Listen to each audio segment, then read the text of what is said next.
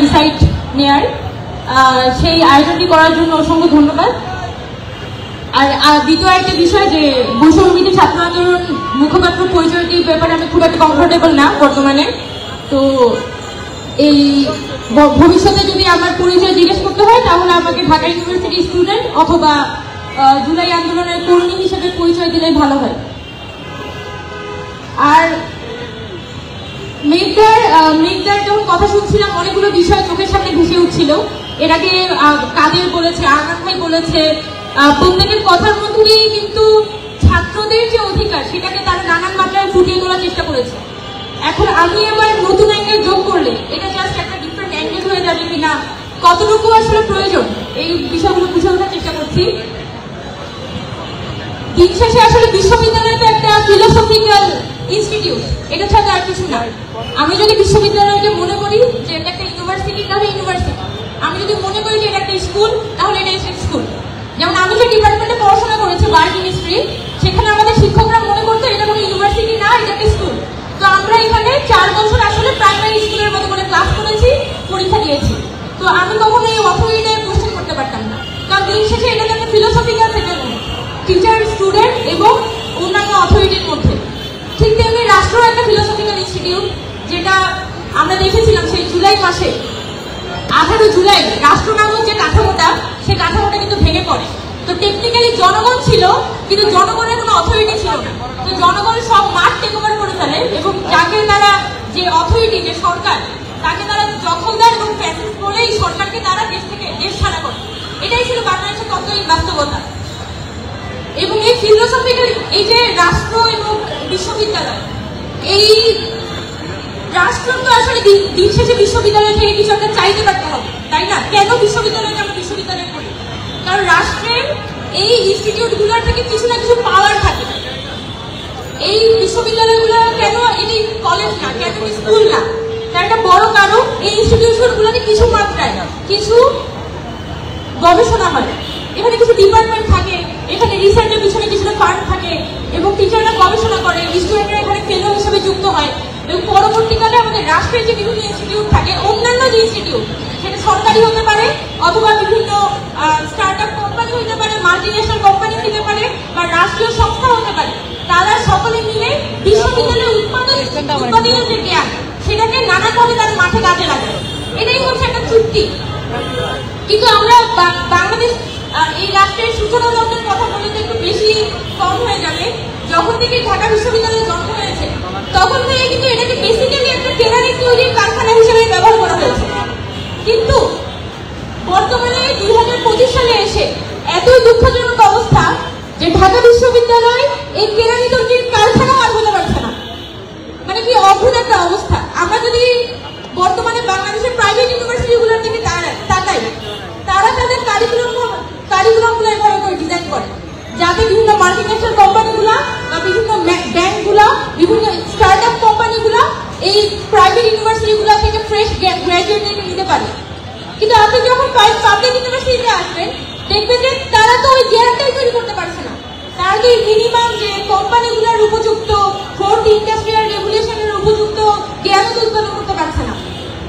তার মানে ঢাকা ইউনিভার্সিটি তার যে 1921 সালের যে একটা কমিটমেন্ট ছিল, সে একটা কেরানি তৈরির কারখানা হবে, সেই কেরানিও সে এখন আর তৈরি করতে পারে না। এটা খুবই আনফরচুনেট জায়গায় আসলে আমরা এসে পৌঁছেছি। এবং সত্যি কথা বলতে যে আমরা যখন এখানে সার্জনা যখন কথা বলছিল তখন সে কিন্তু অনেকগুলো উদাহরণ টেনেছে যে 1952 সাল, 1962 সাল, 1966 সাল, 1969 সাল। এই ঢাকা ইউনিভার্সিটি মানে হচ্ছে 1952 সাল, 66 সাল, 62 সাল, 69 সাল, 71 সাল। ঢাকা ইউনিভার্সিটি মানে হচ্ছে এটা। এখন সাথে একটা নতুন লেখ যুক্ত হয়েছে 2024 সাল। একটা ইউনিভার্সিটি যখন তার রাজনৈতিক পরিচয়কে ছাপিয়ে উঠতে পারে না, তাকে আমি কিভাবে করে বিশ্ববিদ্যালয়ে দাবি করতে পারি? এটা তো একটা পলিটিক্যাল ইনস্টিটিউট, এটা তো কোনো ইউনিভার্সিটি না। এবং আমি এর আগেও এরকম একটা আলোচনায় মঙ্গলবার গল্পসম্মেলনে আরেকটা আলোচনা আমি গিয়েছিলাম যে বিশ্ববিদ্যালয়ের কাজ কি, ওইখানে টপিকটা ছিল। তখন এই কোয়েশ্চেনটা আমি তুলি যে 1971 সালে যখন প্রথমবারের মতো একটা দেশ স্বাধীন হয়, সেই একটা গরম তরুণরা মাত্র তারা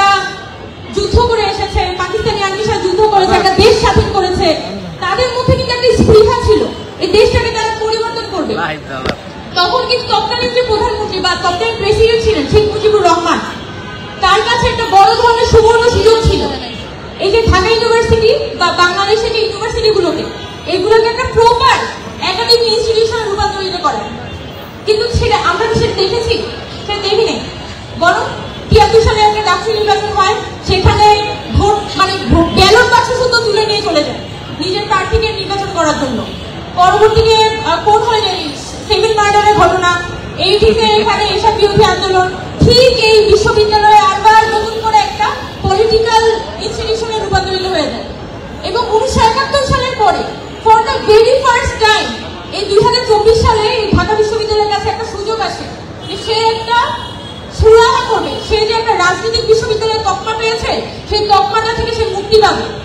কিন্তু অত্যন্ত দুঃখজনক ব্যাপার, আমাদের সরকার মানে অন্তর্বর্তীকালীন সরকারের কথা কি বা বলবো, আমাদের এই অন্তর্বর্তীকালীন সরকার আমাদের যে 36 পৃষ্ঠার বিসির যে একটা মানে লোক আমরা পেয়েছি, যে আমাদের এখানে 36 পৃষ্ঠার বিসি আছে, বা আমাদের অন্যান্য প্রশাসনিক কর্মকর্তা, এমনকি আমাদের ছাত্র রাজনৈতিক সংগঠন, তাদের কারো থেকে আমরা ওই আন্তরিকতাটা দেখি নাই যে তারা এই ঢাকা বিশ্ববিদ্যালয়ের ছাত্র রাজনীতির একটা সুরাহা করতে চায়। বরং যতবার আমি এই দায়টা নিয়ে বলবো, আমি বৈষম্যবিরোধী মুখপাত্র হওয়ার আগেও এবং মুখপাত্র হওয়ার পরেও প্রচুর জায়গায় প্রচুর দপ্তরে দৌড়েছি, অনেক জায়গায় কথা বলেছি, ছাত্র রাজনৈতিক সংগঠনগুলোর সাথে কথা হয়েছে। এবং আমার খুব স্পেসিফিক একটা কথা ছিল যে আচ্ছা এখানে ছাত্র রাজনীতি বন্ধ না হোক, কিন্তু এটা তো একটা প্রপার দরকার, এটা তো একটা ঠিক করা দরকার। যেভাবে করে ইউনিভার্সিটিগুলো চলছে এভাবে তো চলতে পারে না। আপনারা অ্যাটলিস্ট একটা সেটেলমেন্টে আসেন। এবং প্রশাসনের কাছে আমি বিশেষভাবে তখন বলেছিলাম যে আপনারা সাধারণ ছাত্র যারা মনে করে যে বিশ্ববিদ্যালয়ে ছাত্র রাজনীতি থাকা উচিত না, সেই ছাত্রদের মধ্য থেকে ছাত্রদের সাথে আপনারা সংলাপ করেন, ফ্যাকাল্টির সাথে প্রত্যেকটা ফ্যাকাল্টি বেসিসে আমাদের বিশ্ববিদ্যালয় প্রশাসন যাতে বৈঠক করে, প্রত্যেকটা ছাত্র সংগঠনের সাথে একটা ওপেন ডিবেট তারা আয়োজন করুন। এই আজকে যেমন আমরা ওপেন কথা বলছি না, যেখানে ছাত্র রাজনৈতিক সংগঠনগুলো থাকবে এবং সকলে মিলে একটা ওপেন ডিবেট হবে, এবং এই ধরনের ডিবেটের মধ্য দিয়ে ঢাকা বিশ্ববিদ্যালয়ের ছাত্র রাজনীতি একটা সুরাহা হবে। আমি অনেক চেষ্টা করি, পরবর্তীতে আমি যেটা দেখেছিলাম যে বিশ্ববিদ্যালয় প্রশাসন মূলত ছাত্র সংগঠনগুলোর সাথে বিভিন্ন ইনডোর বৈঠক তারা করবে, সেই ইনডোর বৈঠকের ফলাফল আজ পর্যন্ত পাওয়া যায় না। এখন মানে 2 মাস পর যাইতে তৈরি আবার ডাকসু আলাপে কনভার্টেড হয়ে গেল। মানে কেউ কোনো কিছুতে স্থির না, সবার সব সমাধান একসাথে দরকার। আর আজকে এসে যেটা আমি দেখছি এই ঢাকা বিশ্ববিদ্যালয়ে স্টুডেন্টরা, আমাদের যারা সাধারণ শিক্ষার্থীরা, তারা কিন্তু পুনরায় আমাদের যে প্রশাসনিক কাঠামো বলি এবং আমাদের যে ছাত্র রাজনৈতিক সংগঠন, প্রত্যেকের কাছ থেকে প্রচন্ড রকমের মানসিকভাবে দূরত্ব বোধ করে। এবং তারা সাধারণ ছাত্ররা মনে করে যে এই ছাত্র সংগঠনগুলো এবং এই প্রশাসন তাদেরকে তাদের অধিকার থেকে বঞ্চিত করেছে এবং জুলাই অভ্যুত্থানকে তারা ব্যর্থ করেছে। এবং এই দায় এটা আমার, এই প্রশাসনের এবং এই ছাত্র সংগঠনগুলোর সবারই। এবং এই দায় মাথা পেতে নিয়ে আমাদের আজীবন এই জিনিসটার খেসারত দিতে হবে, এটা আমি এখানে বলে গেলাম।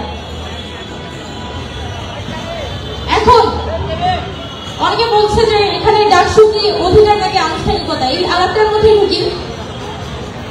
মেঘটা অনেক বিষয় পরিষ্কার করেছে, যখন গঠনতন্ত্রের আলাপ এসেছে তখন মেঘটা অনেক পরিষ্কার করে অনেকগুলো বিষয় বলেছে, তাদের ইউনিভার্সিটি স্টুডেন্টদের পার্সপেক্টিভ গুলো বুঝিয়েছে। আমি এখানে বলতে পারি একটা কথা, যে যখন ডাকসু সংক্রান্ত সংলাপগুলো হচ্ছিল আমরা কি দেখেছি যে প্রশাসন একটা পথে ইনফ্লুয়েন্সের প্রত্যাশা কি, এবং আজকে এসে যখন আমাদের কিছুদিন আগে যখন সংবাদ সম্মেলন করলো, সেই সংবাদ সম্মেলনে তো ইউনিভার্সিটি কর্তৃপক্ষের পক্ষ থেকে কি কোনো স্পষ্ট বার্তা দেওয়া হয়েছে যে তারা কোন কোন সাজেশন তাদের কাছে এসেছে সাধারণ শিক্ষার্থীদের পক্ষ থেকে, বা তারা কি বলেছে যে ছাত্র সংগঠনগুলো কি ধরনের সাজেশন দিয়েছে, এটার অ্যারাউন্ড কি তারা কোনো ধরনের আলাপ করেছে? করে নাই। মানে কোনো অ্যান্সার নেই, কোনো জবাব নাই। মানে জাস্ট এসেছে, এসে জাস্ট এইটা আমরা নতুন যুক্ত করেছি 4টা পদ, এই সংশোধন আমরা এনেছি, এটার বেশি তাদের আলাপ নাই। তাহলে আপনারা 10টা মাস বসে বসে করলেন নাকি? এই আলাপ তো আপনি সেই সেপ্টেম্বর মাসেই দিতে পারতেন। নতুন 4টা পদ যুক্ত করার জন্য আপনার 10 মাস দরকার হয় না। কিন্তু আমার যেটা এখানে পুরোপুরি মনে হচ্ছে যে এই বিশ্ববিদ্যালয়ের যে প্রশাসন, তারা এখন যেহেতু একটা জাতীয় নির্বাচনের চাপ আছে যে ফেব্রুয়ারি মাসে বা এপ্রিল মাসের মধ্যে আমাদের ন্যাশনাল ইলেকশন দিতে হবে, তাই ওই চাপে পড়ে এখন তাদের খুব ডাকসু তৈরি হয়েছে, এখন তাদের ডাকসু লাগবেই লাগবে। মানে কোনো সংশোধনের দরকার নেই, হালকা পাতলা চেঞ্জ করে এখনই আমি হচ্ছে ডাকসু নির্বাচন দিয়ে দিব। তো এই প্রেম তুমি 6 মাস ধরে আগে চলছিল, যখন স্টুডেন্টদের ডিপার্টমেন্টগুলোতে পরীক্ষা ছিল না, যখন স্টুডেন্টরা ফ্রি ছিল, সেমিস্টার ব্রেক চলছিল, তখন তোমার ডাকসুর কথা মনে পড়ে নাই? আর যখন হচ্ছে এখন প্রত্যেকটা ডিপার্টমেন্টের পরীক্ষা, জুলাই মাসে আগস্ট মাসে আমি তো খোঁজ নিয়েছি, আমাদের সায়েন্স ফ্যাকাল্টির প্রত্যেকটা ডিপার্টমেন্টের পরীক্ষা, এই আর্টস ফ্যাকাল্টি, বিজনেস ফ্যাকাল্টি সবার ফাইনাল পরীক্ষা চলবে। কোন স্টুডেন্টের কাছে যদি জিজ্ঞেস করি যে ডাকসুর ব্যাপারে কি মনে করে, বলে আমি এক্সাইটেড, কিন্তু আমি আসলে পার্টিসিপেট করতে যাচ্ছি না বা ভোটে দাঁড়াতে যাচ্ছি না। আমি জিজ্ঞেস করলাম কেন যাচ্ছ না, বলে আমার তো পরীক্ষা, আমি এই রিস্কটা এখন নিতে পারবো না। তো এখন যদি ক্যাম্পাস প্রশাসন সে শুধুমাত্র রাজনৈতিক বাস্তবতাগুলোকে দেখে ডাকসু হবে কি হবে না ঠিক করে, তাহলে আমার যথেষ্ট পরিমাণে সন্দেহ আছে যে এখানে যদি ভোট কাস্টিং হয় তাহলে এটা আদৌ ভোট রিডিং এর সম্ভাবনা বা ভোট চুরির সম্ভাবনা এখানে আছে কিনা। এবং এটা খুব ভালোভাবে আছে, কারণ প্রশাসন এতদিন পর্যন্ত যত ধরনের ব্যবস্থা নিয়েছে, যত ধরনের অ্যাক্টিভিটিস তারা দেখিয়েছে, কোনো অ্যাক্টিভিটিস থেকে মনে হচ্ছে না যে তাদের মুখে খুব বেশি গণতান্ত্রিক আচরণ করার ইচ্ছা তাদের মধ্যে আসলে আছে। তো আমি এই সন্দেহটা পোষণ করে গেলাম। আর আরেকটা বিষয় যে এখানে একটা ছাত্র সংগঠনের পক্ষ থেকে কিন্তু প্রশ্নটা আসছিল, সেটা হচ্ছে একাডেমিক ভবনগুলোতে যাতে ডাকসু নির্বাচনটা আয়োজন করা হয়। সেখানে আমরা দেখেছি খুবই অদ্ভুত একটা বিষয় খেয়াল করলাম, আমাদের বিধিমালা সংশোধনের ভিতরে কিন্তু কি বলা হয়েছে যে হল সংসদ এবং অন্যান্য বিষয়গুলো, মানে অন্যান্য কোথায় কোথায় ভোট নেওয়া যায় সেটা নির্বাচন কমিশনটা ডিসাইড করবে। তো তার মানে প্রত্যেক বছর একটা করে নির্বাচন কমিশন হবে এবং নির্বাচন কমিশন একদম লাস্ট মুহূর্তে ডাকসু ভোটের 20 দিন আগে ডিসাইড করবে ভোট কি হলে হবে নাকি ভোট একাডেমিক ভবনে হবে। তার মানে এখানে একটা কিন্তু তৈরি করে রাখা হয়েছে। অথচ আমি যতটুকু খোঁজ পেয়েছি আমাদের বিভিন্ন হলগুলোর যারা প্রভোস্ট তারাও কিন্তু চাচ্ছে যে ভোটটা যাতে একাডেমিক ভবনগুলোতে হোক। তাহলে কোন একটা অদৃশ্য ক্ষমতা বলে এখানে হলটাকে একটা কনসিডারেশনে রাখা হলো, এই যেখানে আমরা দেখছি যে হলগুলা কিন্তু নানান ভাবে এখানে একটা প্রচ্ছন্ন একটা ছাত্র রাজনৈতিক একটা ছায়া কিন্তু এখানে রয়ে গেছে। তো সেক্ষেত্রে আমি মনে করি যে ডাকসুকে যদি এখানে সংশোধন করতে হয় তাহলে প্রশাসনের পক্ষ থেকে অবশ্যই এখানে শুধুমাত্র রাজনৈতিক পরিস্থিতিটাকে দেখলে হবে না, ঢাকা বিশ্ববিদ্যালয়ের সাধারণ ছাত্রদের একাডেমিক পরিস্থিতি এবং সাধারণ ছাত্ররা যাতে এখানে স্বতঃস্ফূর্তভাবে অংশগ্রহণ করতে পারে এই পরিবেশটা আমাদের প্রশাসনের পক্ষ থেকে তৈরি করতে হবে। এবং আই ডাউট, আমার বড় ধরনের সন্দেহ আছে যে রাজনৈতিক ছাত্র সংগঠনগুলোর বাইরে প্রশাসনের আদৌ এই ডাকসু নিয়ে কোনো ভাবনা আছে কিনা। এখানে আরেকটা একদম শেষ কথা, আমার কাছে যদি চিঠি চলে এসেছে, একদম শেষ কথা বলে দিই, সেটা হচ্ছে ঢাকা বিশ্ববিদ্যালয়ের আমরা কিছুদিন আগে আমাদের বিজ্ঞান আড্ডা নামে একটা সংগঠন থেকে একটা first SN Bose National Science Festival করেছিলাম। এবং এই বিজ্ঞান উৎসবটা করার একটা বড় কারণ ছিল এই ঢাকা বিশ্ববিদ্যালয়ের ভিতরে যে বিভিন্ন ধরনের ফ্যাকাল্টি থাকে, business faculty, social science faculty, arts faculty বা আমাদের সায়েন্স ফ্যাকাল্টি, প্রত্যেকের কিন্তু অনেক ভালো ভালো স্টুডেন্টরা এখানে পড়াশোনা করে, অনেক ভালো ভালো টিচাররা কিন্তু এখন পর্যন্ত এই ডিপার্টমেন্টগুলোতে আছে। কিন্তু আমাদের যে রাজনৈতিক পরিস্থিতি এবং আমাদের যে প্রশাসনের মধ্যে আমাদের যে শিক্ষক রাজনীতি, আমাদের যে ছাত্র রাজনীতি, এই পুরো একটা গোজামিলের মধ্যে যে টিচাররা আসলেই স্টুডেন্টদের ব্যাপারে ভাবে তারা কিন্তু সাহস পায় না এই ধাক্কাধাক্কিগুলোর মধ্যে ঢুকতে। এবং আমাদের যে সাধারণ ছাত্ররা তারা কিন্তু যোগ্য নেতৃত্বের সবসময় একটা যোগ্য নেতৃত্বের অভাবে ভুগে। এবং আমাদের যারা ছাত্র রাজনীতি সংগঠনগুলো আছে সেখানকার ছাত্র নেতারা সবসময় আমি দেখেছি, আমি নিজেও প্রত্যক্ষ করেছি যে সবসময় তাদের ডিপার্টমেন্টের থেকে একটা বিচ্যুতি, তারা ঠিকমতো ক্লাস করেন না, ডিপার্টমেন্টের স্টুডেন্টদের সাথে তাদের একটা দূরত্ব থাকে, ডিপার্টমেন্টের বাস্তবতাগুলো থেকে তাদের একটা দূরত্ব থাকে। এখন আমরা যখন সায়েন্স ফেস্টটা করেছিলাম তখন কিন্তু আমরা এই বাস্তবতাগুলোকে একদম তুলে আনি যে ঢাকা বিশ্ববিদ্যালয়ে কিন্তু একটা বড় ধরনের পসিবিলিটি আছে, বড় ধরনের একটা অ্যাডভান্টেজ আছে, যেহেতু এখানে সায়েন্স ফ্যাকাল্টি বলি, আর্টস ফ্যাকাল্টি বলি, মাল্টিডিসিপ্লিনারি মানে একটা পরিবেশ কিন্তু ঢাকা বিশ্ববিদ্যালয়ের মধ্যে আছে। তো ভবিষ্যতে আমরা যদি বহির্বিশ্বের একাডেমিয়ার দিকে তাকাই, যেমন আমার খুব ভালোভাবে মনে আছে যে 2021 সালে যখন কোভিড চলছিল তখন নেচার জার্নালে একটা পেপার পাবলিশ হয়েছিল সে পেপারটা খুবই ইন্টারেস্টিং, যে মানুষের যে ডিএনএ সিকোয়েন্স, আমরা জানি মানুষের ডিএনএ সিকোয়েন্স হচ্ছে ATCG, সেটার নানান কম্বিনেশন, কম্বিনেশন করে ATCGর অনেকগুলো সংমিশ্রণ। তো মানুষের যে ডিএনএ সিকোয়েন্স, সেই সিকোয়েন্সটাকে তারা বিভিন্ন ক্লাস্টারে ভাগ করে একটা মিউজিকে কনভার্ট করে, এবং যে বিজ্ঞানীরা এই মিউজিকে কনভার্ট এই পেপারটা পাবলিশ করার সাথে যুক্ত ছিলেন, সেই বিজ্ঞানীরা তাদের কয়েকজন ছিল মিউজিকের ব্যাপারে তাদের খুব ভালো আগ্রহ ছিল, এবং তারা সঙ্গীত নিয়ে কিন্তু তারা পড়াশোনা করতেন। অর্থাৎ তারা একই সাথে মলিকুলার বায়োলজিস্ট, একই সাথে কিন্তু তাদের মিউজিকের ব্যাপারে আগ্রহ। এবং এই যে একটা অসাধারণ ব্যাপার, এই যে একটা সংমিশ্রণ, যে মানুষের যে ডিএনএ সিকোয়েন্স, সেটাকে কিন্তু তারা একটা মিউজিকে রূপান্তর করতে পারছে। এবং এই ধরনের সৃষ্টিশীল কাজগুলোর জন্য ওই অক্সফোর্ড বিশ্ববিদ্যালয়ে বলি বা কেমব্রিজে বলি, তারা কিন্তু এই পরিবেশগুলো তৈরি করে দেয়। সেখানে বায়োকেমিস্ট্রি থেকে পড়ে একটা স্টুডেন্ট কিন্তু ইংলিশে মাস্টার্স করতে পারবে। তারা কিন্তু বায়োকেমিস্ট্রি থেকে পড়ে সে কিন্তু ডান্স নিয়ে পড়তে পারছে, সে মিউজিক নিয়ে পড়তে পারছে। তার কিন্তু ভাবতে হচ্ছে না যে আমার অনার্সটা আমি কোথায় করেছি। কিন্তু আমরা যে ঢাকা ইউনিভার্সিটিতে এসে দেখি, এখানে কিন্তু এখনো পর্যন্ত ক্লোজ ক্রেডিট সিস্টেম, যেখানে আমাদের প্রাইভেট ইউনিভার্সিটিগুলোতে একদমই ক্রেডিটগুলো ওপেন করে দেয়া, আপনি যে কোনো ধরনের কোর্স নিতে পারবেন। কিছু বাধা ধরা কোর্স থাকে, এই কোর্সগুলোর বাইরে আপনি কিন্তু চাইলে আপনার মতো করে কোর্স সিলেক্ট করতে পারবেন। এখন আমি যখন বায়োকেমিস্ট্রি পড়ছি, আমার কিন্তু বেসিক ইকোনমিক্স, বেসিক ল, বেসিক সোশ্যাল সায়েন্স, এগুলো কিন্তু আমাদের জানা থাকা উচিত। কিন্তু আমাদের ঢাকা বিশ্ববিদ্যালয়ে যেহেতু ক্লোজ ক্রেডিট সিস্টেম, কোন ডিপার্টমেন্টের স্টুডেন্ট চাইলেই কিন্তু চাইলেই সায়েন্স ফ্যাকাল্টির একটা স্টুডেন্ট সে ইকোনমিক্স পড়তে পারে না, চাইলেই এখানে ল এর একটা স্টুডেন্ট সে অ্যানথ্রোপোলজি পড়তে পারে না। মানে এই যে একটা মাল্টিডিসিপ্লিনারি পরিবেশটা ডিপার্টমেন্ট ইউনিভার্সিটিতে থাকার কথা, সেই দরজাটা কিন্তু বন্ধ করে রাখা হয়েছে। তো অবশ্যই এই আমরা যখন রাজনীতি নিয়ে কথা বলি, তখন কিন্তু আমরা এই বাস্তবতাগুলো ভুলে যাই যে আমাদের যে জেনারেল স্টুডেন্টরা, তারা কিন্তু এই ইউনিভার্সিটিতে আসে পড়াশোনা করতে। এবং আমি কি তার পড়াশোনা করার জন্য কি কি দরকার, ছাত্র রাজনৈতিক সংগঠনগুলো যারা ছাত্র নেতা, তারা আদৌ সেগুলো উপলব্ধি করতে পারেন কিনা, সেই ব্যাপারে আমার বড় ধরনের সন্দেহ আছে। এবং অবশ্যই ডাকসু হলে এই বিষয়গুলো মাথায় রাখা দরকার, যে আমাদের ইউনিভার্সিটি তার যে বড় ধরনের একটা পটেনশিয়াল আছে, এখানে গ্লোবালি বলি বা বাংলাদেশে একটা মাল্টিডিসিপ্লিনারি হাব হয়ে ওঠার সেই পটেনশিয়ালটা যাতে ভবিষ্যতে ঢাকা ইউনিভার্সিটি অ্যাটলিস্ট ফ্ল্যাগগেটটা ওপেন করতে পারে। এবং অবশ্যই রাজনৈতিক অনেক কথা হয়েছে, আমি কিছু একাডেমিক কথা যুক্ত করেছি।